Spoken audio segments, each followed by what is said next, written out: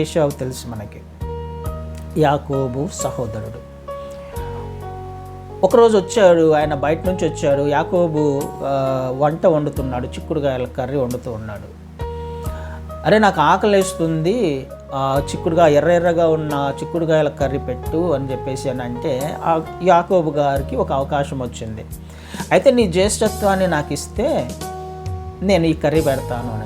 అరే నాకు ఆకలేస్తుంది, అది తినకపోతే నేను ఇప్పుడు తినకపోతే చచ్చిపోతాను, నేను మరణిస్తాను. ఈ విషయాన్ని మనకు ఆదికాండం 25వ అధ్యాయంలో మనం చూస్తాం.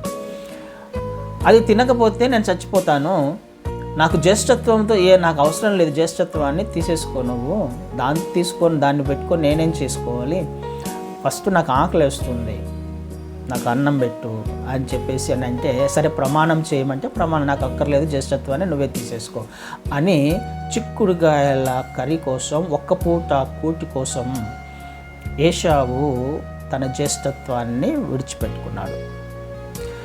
నిజంగా ఒక పూట తినకపోతే చచ్చిపోతాడా మనిషి? కదండి. దేని వలన బ్రతుకుతామని అనుకుంటున్నాడు ఏశావు? ఏశావుకు యాకోబుకు సాదృశ్యం ఏంటి? ఏశావు శరీరానుసారమైన జీవితానికి సాదృశ్యంగా ఉన్నాడు, యాకోబు ఆత్మానుసారమైన జీవితానికి సాదృశ్యంగా ఉన్నాడు. ఒక పూట కూటి కోసము ఏశావు తన జ్యేష్ఠత్వాన్ని విడిచిపెట్టుకున్నాడు.